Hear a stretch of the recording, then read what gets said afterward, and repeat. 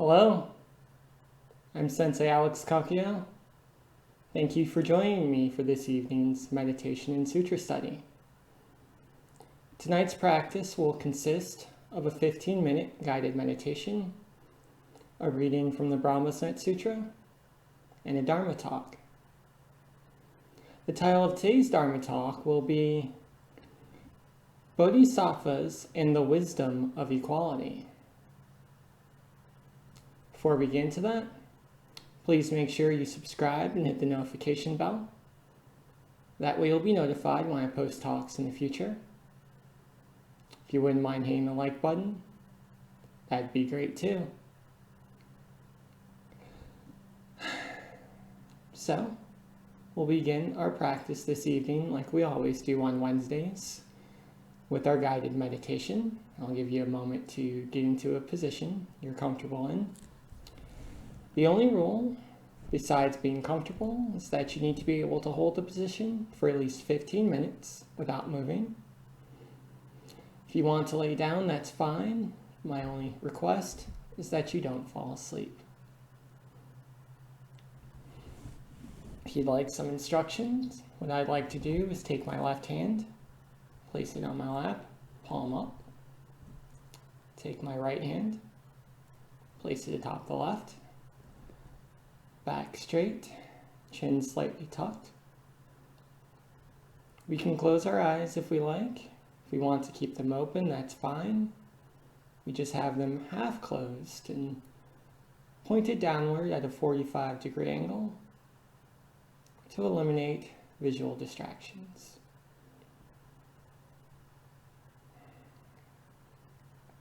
And we'll begin our meditation very simply by breathing in and out through the nose.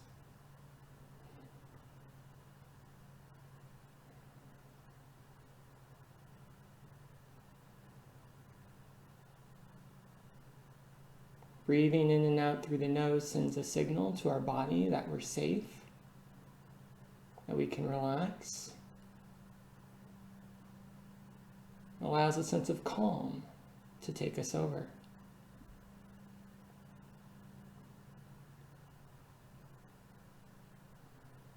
And as we continue breathing in this way on every inhale, we poke our belly button out slightly, like we just had a large meal.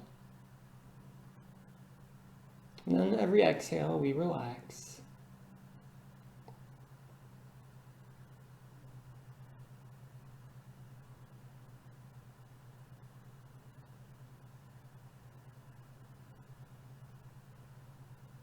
Finally, if we're wondering what to do with our minds, we bring our focus to the physical sensations of the breath. The feeling of air moving in and out of our nostrils. The feeling of our diaphragm expanding and contracting. Perhaps we notice the feeling of our clothing on our skin. And if our mind wanders, that's okay. We simply say hello to our thoughts and bring our focus back to the physical sensations of our breathing. We'll do this for about 2 minutes. I'll keep time. No need to worry about that.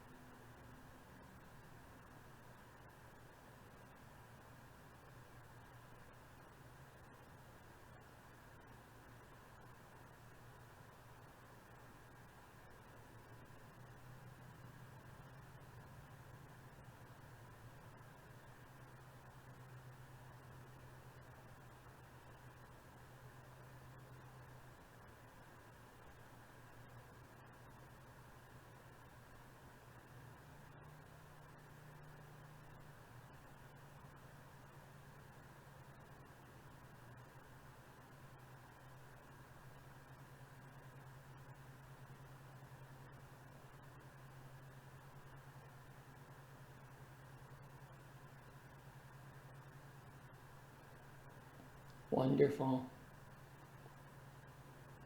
Now we'll add a visualization to our meditative exercise.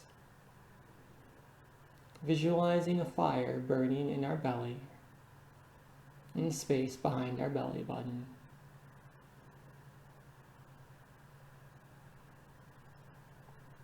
In Buddhism, this place is called the Hara, and it's the seat of our enlightenment and our spiritual power. As we visualize this fire burning, we notice it's our favorite color. If we like blue, the fire is blue. If we like red, the fire is red.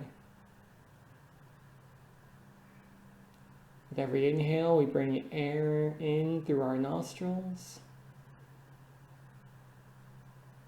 With every exhale, we visualize ourselves blowing on the fire just like we would a campfire in the woods, making it bigger and brighter with every breath.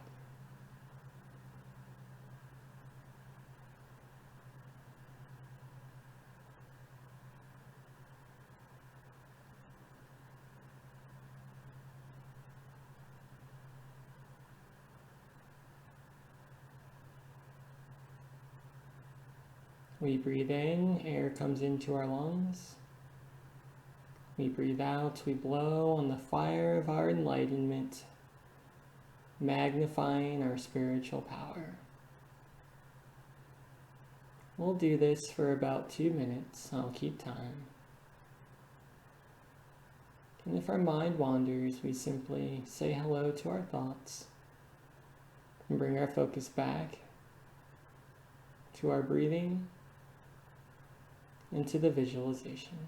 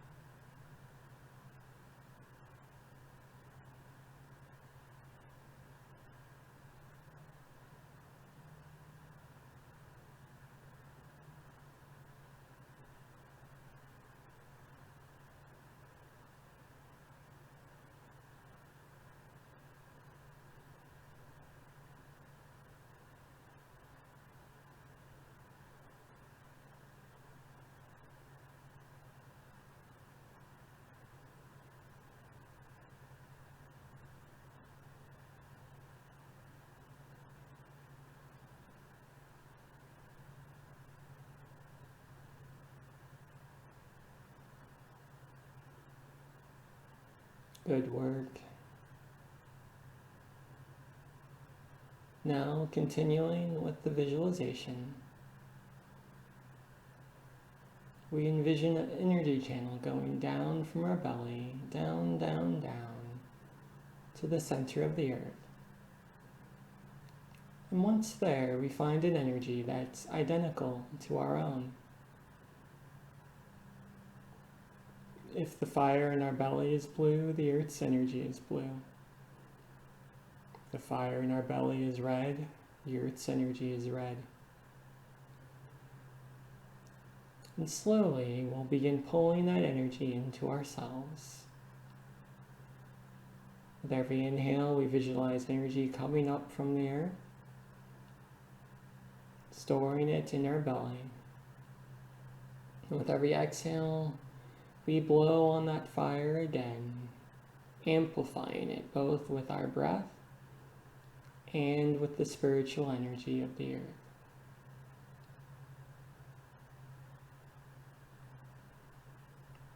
When the Buddha realized enlightenment under the Bodhi tree, he reached down to the earth for support. And now we'll do the same. With every inhale, we pull the energy up. With every exhale, we blow on it and amplify it.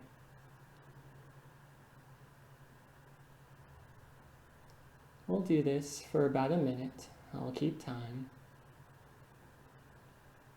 If our mind wanders, that's okay. We say hello to our thoughts and bring our focus back to our breathing and the visualization.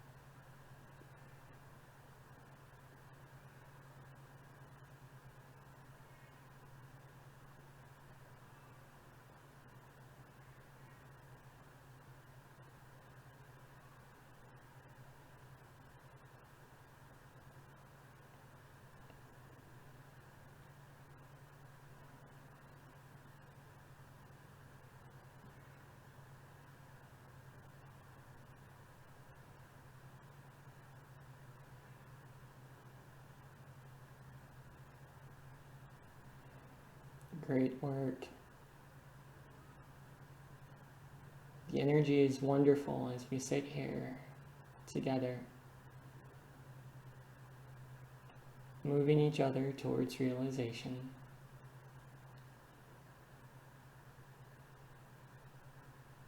Now we'll continue on the path by adding a second energy channel to our visualization, this one going from our belly, up, up, up, past our solar plexus, past our throat, all the way to the top of our head.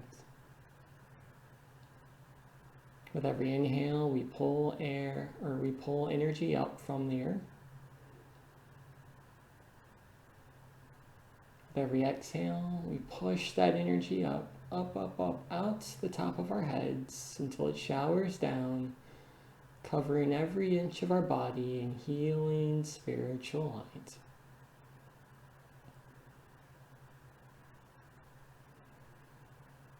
Remembering to poke out our belly button on every inhale. Remembering to breathe in and out through the nose. With every inhale, we pull energy up from the earth to our belly. With every exhale, we force it out of the top of our heads, covering ourselves in spiritual power. We go through so much throughout the week, and this is our opportunity to send healing wherever it's needed.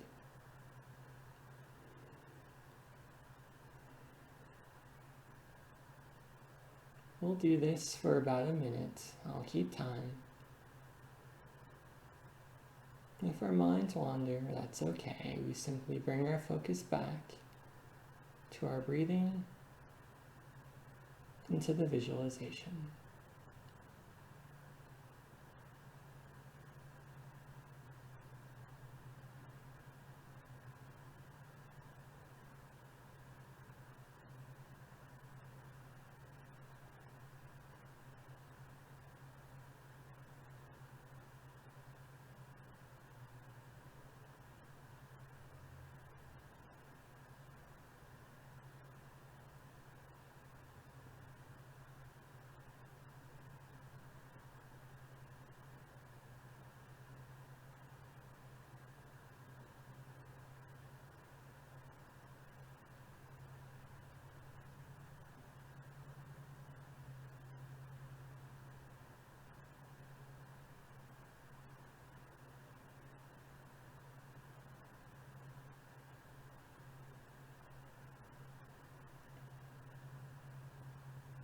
Great work.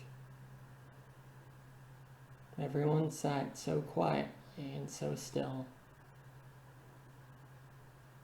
And now it's time to bring our meditation to a close. We begin by closing the energy channel going from our belly to the top of our heads until the energy barely reaches our nose, barely reaches our throat, barely reaches our solar plexus until it stops right there at our belly. Next, we close the energy channel going down to the center of the earth. Perhaps we do a silent bow in our mind, thanking the earth for supporting us in our practice, just like she did the Buddha 2,600 years ago.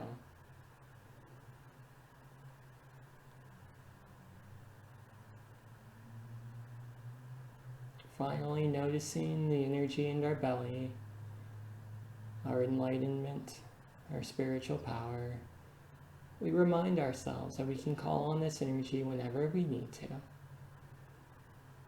Whenever life is hard, whenever we need refuge. But now we gently allow the visualization to fade. And we move our head to the left and to the right, back and forth, feeling the physical sensations in our neck. Until we come to center. Then we roll our shoulders forward and back. Again, just feeling the physical sensations.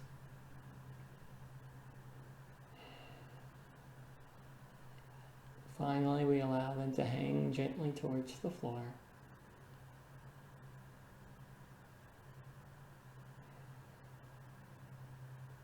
And if our eyes are closed, when we're ready, and only when we're ready, we open them. I'll give you 30 seconds to do that.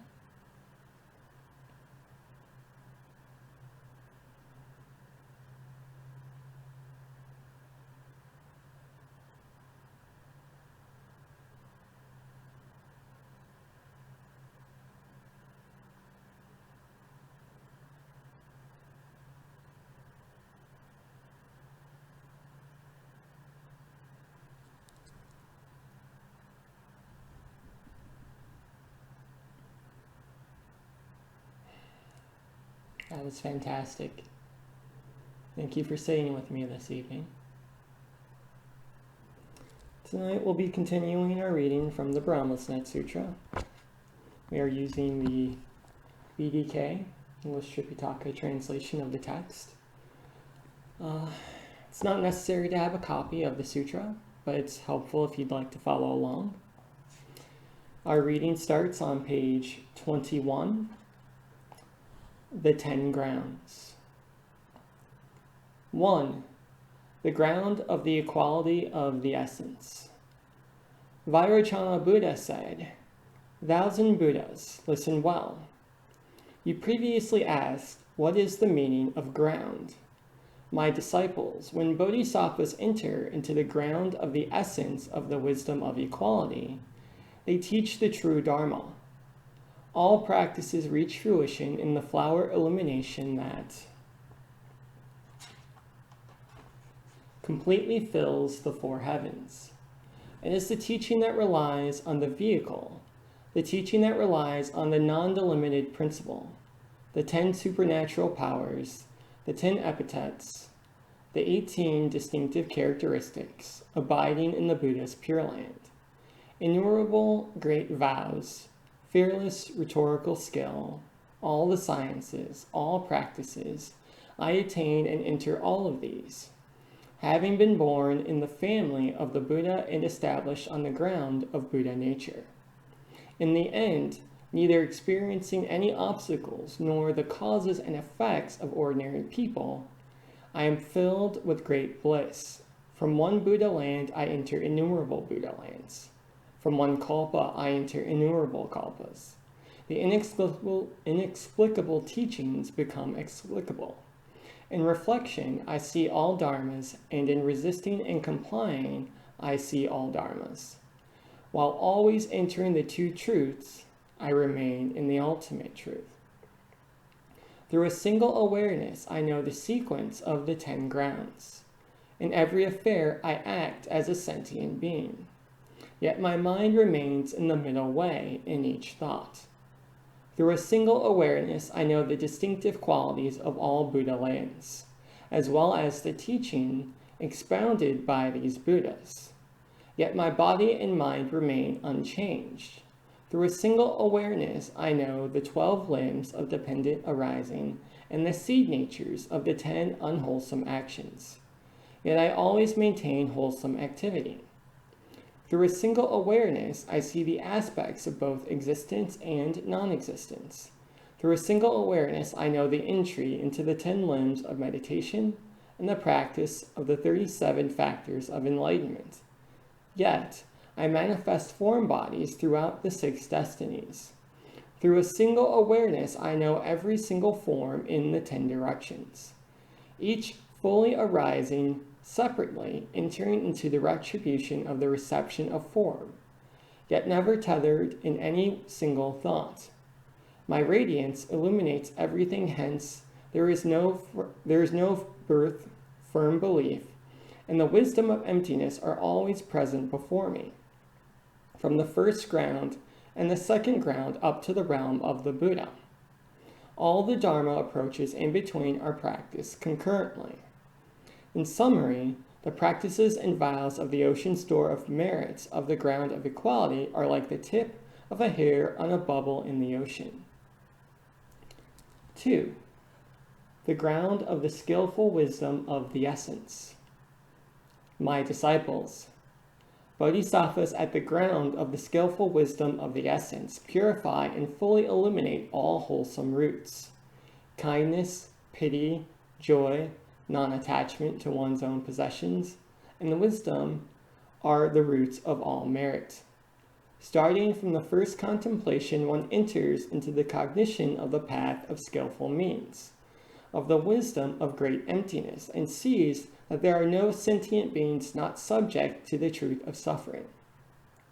All possess a conscious mind and feel all of the suffering and distress of the swords and staves of the 3 evil destinies. Within these conditions, they produce consciousness. This is called the truth of suffering. As for the characteristics of the 3 kinds of suffering, the first is the initial bodily awareness arising from experiencing the swords and staves, and the aggregate of bodily form. Within these 2 conditions, awareness arises, serving as the condition for suffering due to the compounded nature of existence. Next, since that which is conditioned by awareness in conscious thought and awareness of the conditioned body appropriates the swords and staves as well as bodily sores and ulcers and so forth, you are aware of the conditions of compounded suffering. Since suffering is doubled, it is called compounded suffering. Next, being aware of sensation and karmic flux, these 2 mental conditions support each other. and within the deterioration and sores experienced in the aggregate of bodily form, one gives rise to an awareness of suffering. Therefore, this is called the condition of suffering of deterioration. Based on these three awarenesses, one introduces three mental states in this sequence. So it is called suffering on top of compounded suffering. Because all sentient beings that possess a mind who see these three kinds of suffering give rise to the causes and conditions for immeasurable suffering and distress. I enter into the samadhi of the path of teaching and conversion. I manifest form bodies throughout the 6 destinies and elucidate the approaches to the Dharma with the 10 kinds of rhetorical skill. This means that in awareness of suffering and conditions for suffering, the conditions of the physical pain caused by swords and staves are included. In awareness of suffering, in the conditioned bodily sores, and decay, impinging internally and externally, sometimes they are included and sometimes not. Within the inclusion of these two conditions, consciousness is produced and consciousness creates consciousness senses impinging on consciousness. This is called the consciousness of suffering. Since it karmically forms two conditions, each thought conditions form. The mind impinges, impingement brings distress. At the moment one feels this pain and distress, it is called compounded suffering. Mind, conditions, and consciousness first abide in faculties, being aware of conditions. This is called awareness of suffering. The mind creates and the mind feels. It impinges on consciousness and awareness of it. Further impinges when one has not yet felt this pain and distress, i.e. compounded suffering. It is called suffering induced by karmic flux. Impingement produces awareness, such as hewing a stone produces sparks. In the moment-to-moment arising and cessation in body and mind, the body disintegrates, changes, and transforms, while consciousness is subjected to the disintegration of conditions. Conditions gather and scatter, and after mental pain and mental anxiety are felt and noted, they subsequently condition so as to pollute and attach. Never being relinquished or even a single thought moment. This is the suffering of decay. The three realms are nothing but the truth of suffering. If we further analyze ignorance, one accumulates innumerable thoughts, creating all kinds of karma that continue without interruption. Habituating causes and gathering causes, this is called the truth of arising. Liberation through right view, the path of discernment of both kinds of emptiness in each thought. It's called the truth of the way.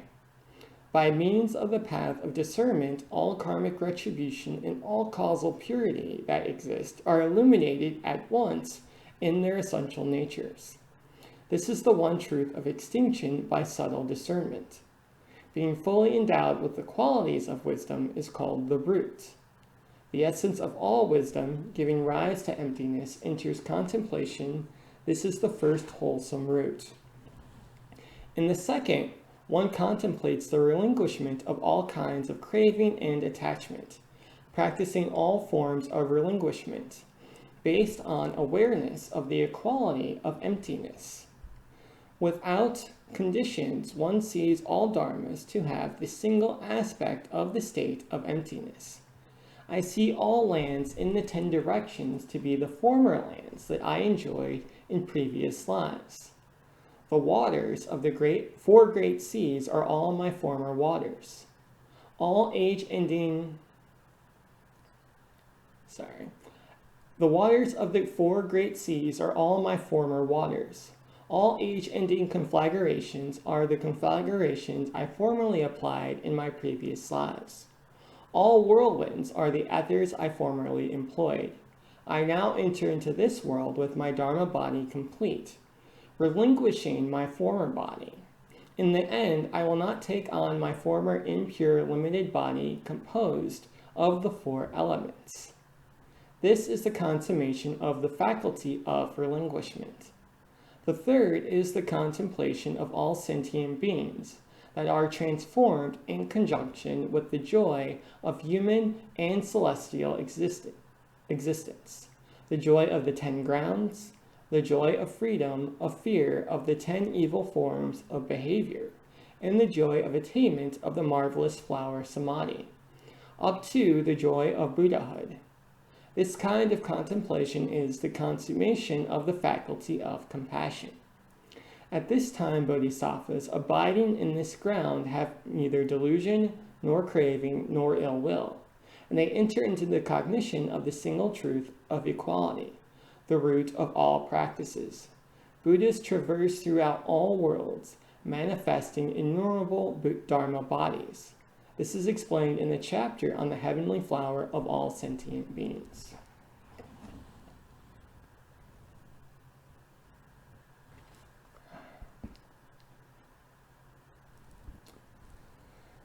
I think that's enough for today.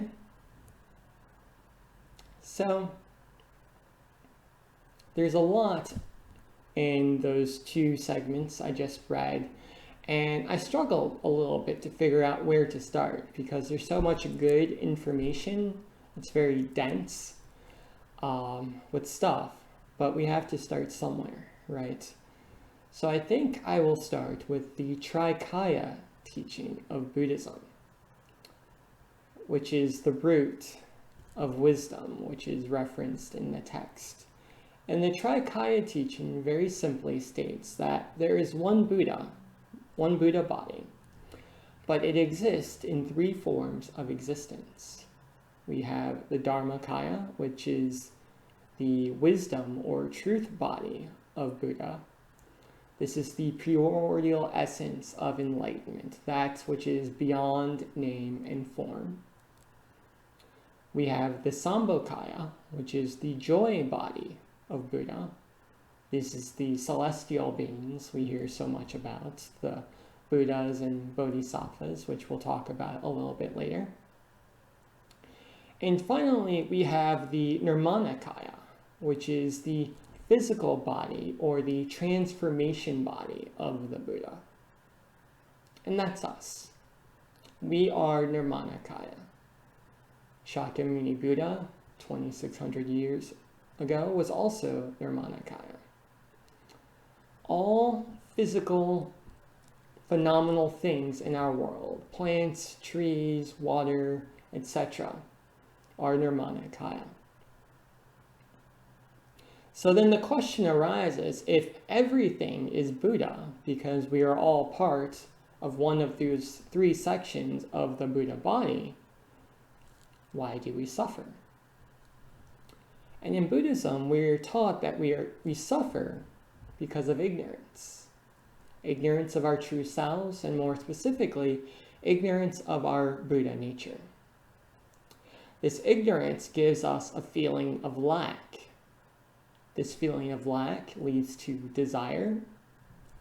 That desire leads to action, which creates karma. And if that karma is negative, then it reinforces the ignorance I talked about earlier. So we can end up potentially in a very terrible downward spiral where we're continuously doing things that cause us to forget who we are, forget that we are Buddhas, so then we do more terrible things. This is called the cycle of samsara. And our practice as Buddhists is learning to break that cycle.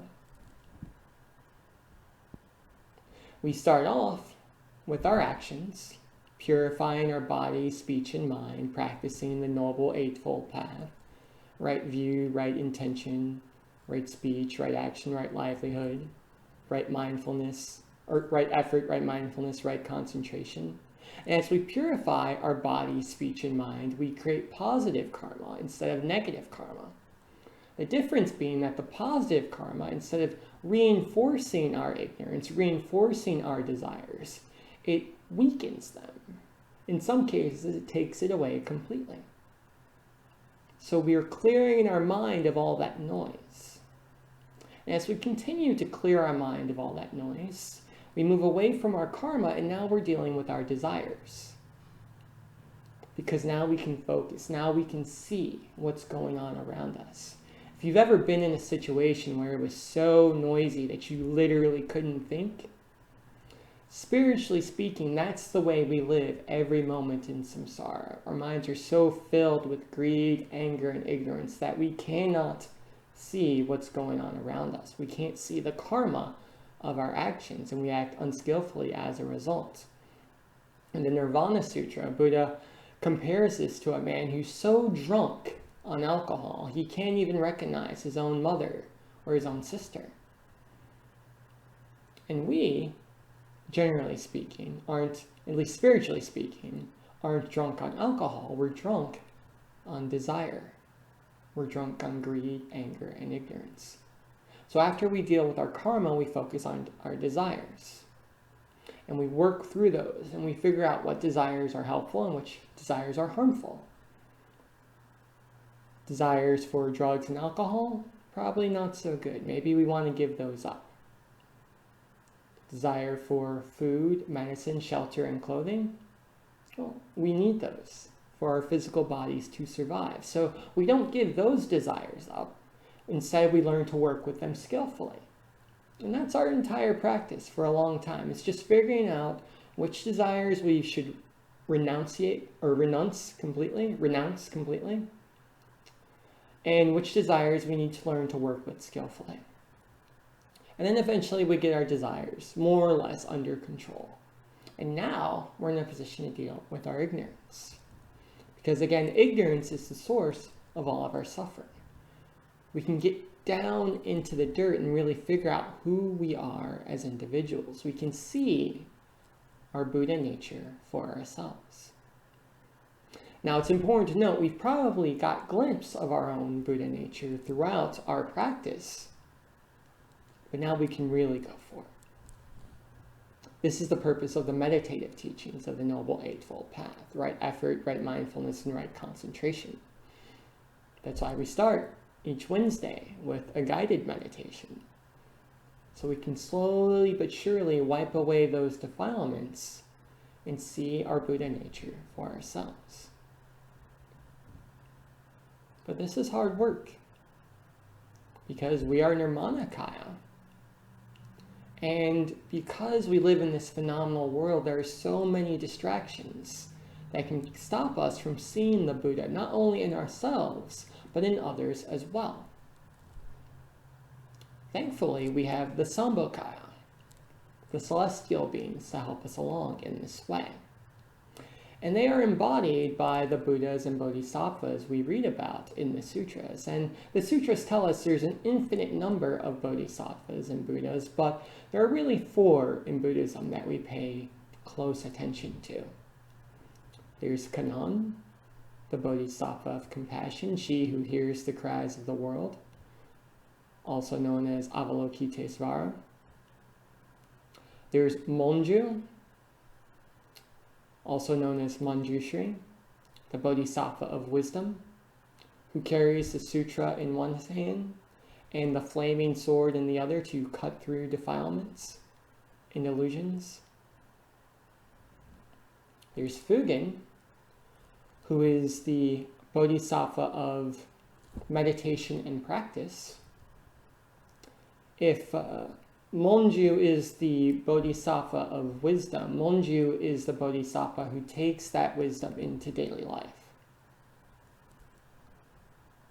And then finally we have Dharmakara Bodhisattva, who after countless kalpas of practice became Amida Buddha, the Buddha of infinite light, who created the Buddhist Pure Land, which we can go to after we die, and which we can see here in this life once we've purified our minds. Now, a bodhisattva is simply an individual who has realized full and complete enlightenment, also called Anuttara Samyak Sambodhi. They can see the Buddha body for themselves. They've wiped away all of their defilements, and they see the equality of Buddha. So they see not only the Buddha in themselves, they see the Buddha in everything around them. And because of this, they are imbued with an infinite amount of compassion. Because they realize, not just intellectually, but physically, spiritually, emotionally, that we are all part of one body. We are all the same. We are all equal in our Buddha-ness. So in the same way we care for our hands just because they're our hands, they care for all sentient beings, simply because they know all sentient beings are just like their hands. Now, what's special about the Bodhisattvas is even though they have attained full and complete enlightenment, Anuttara Samyak Sambodhi, instead of going into parinirvana, leaving the cycle of samsara, they choose to remain behind. They choose to remain here in the cycle of samsara, the cycle of suffering, even though they could escape, because they have taken the vow to not leave until all sentient beings have been saved. This is embodied in the Bodhisattva Vows, which say, beings are numberless, I vow to save them. Delusions are endless, I vow to see through them. The teachings are infinite, I vow to learn them. The Buddha way is difficult, I vow to walk the path. And what we notice when we look at the Bodhisattva Vows is they're impossible. If sentient beings are numberless, there's no way we can save them all. But the Bodhisattvas choose to try anyway, because they realize through wisdom that it's not the finishing of the task that matters, it's the attempt. And they realize that if all things are part of the same Buddha body, if we save one being, we have, by extension, saved all beings. This is why in Buddhism we begin our practice with ourselves, cleansing ourselves of greed, anger, and ignorance, because when we do that, we save the world. We cleanse the world from greed, anger, and ignorance, which sounds very strange, very esoteric, but it's not. Think about how many people you talk with every day. Think about how many purchases you make at the grocery store. How many messages you type on social media. All of those threads going out into the world. Now imagine how much good you can do if each time you do one of those things, shop at the grocery store, speak to a loved one, type something into your social media, you do it with the mind of a Buddha. You do it from a place of compassion and a place of wisdom. Now, on the flip side, think about how much harm has been caused to you by people who haven't done that. Someone who said a dirty word to you at the exact moment when you didn't need to hear it. That time you were having a good day and then you opened your Twitter and you saw a tweet that just ruined everything. The loved one you went to for comfort and support and they completely shot you down. How crushing was that in that moment? Now, we don't want to dwell on that. I don't want to make this a pity party for ourselves, but I really do want to hammer home the point that all of our actions matter. Because if we understand the equality of wisdom, the equality of Buddha, we realize that every action we take has the potential to save all beings from suffering.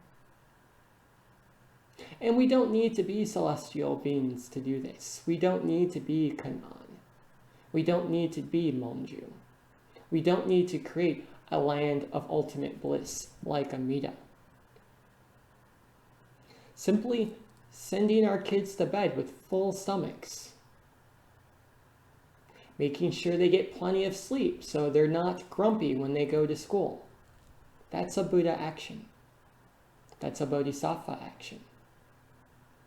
Simply showing up to work on time so our coworkers can leave and go home to their families. That is a Bodhisattva action. That's us acting with the mind of a Buddha. Simply being kind and considerate when we talk to retail workers, or to our loved ones, or to our neighbors, again, is a Bodhisattva action. It's an action that saves all beings from suffering because all beings are part of the same Buddha body. So we don't need to wait until we realize full and complete enlightenment. We don't need Anuttara Samyak Sambodhi to keep our Bodhisattva vows. We don't need to be able to sit on the cushion for hours on end without moving to save all beings from suffering. We just need to try. And in that trying, we inevitably succeed because the world will inevitably be better than if we hadn't tried. The wisdom of equality is simply the understanding that everything is Buddha. Therefore, everything is worthy of our honor and our respect, including ourselves.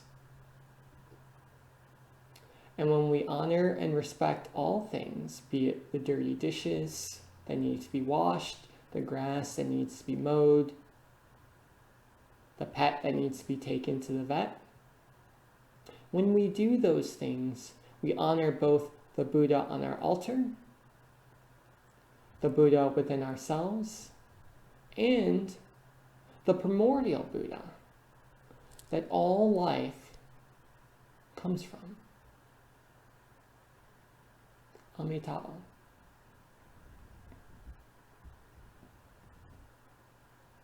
So, that's the talk for today. I hope it was helpful.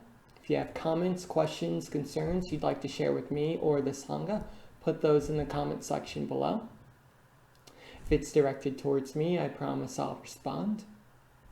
And I'll just end with a few announcements. So this was Meditation and Sutra Study. We do it every Wednesday at 6:30 p.m. Eastern Standard Time here at this channel.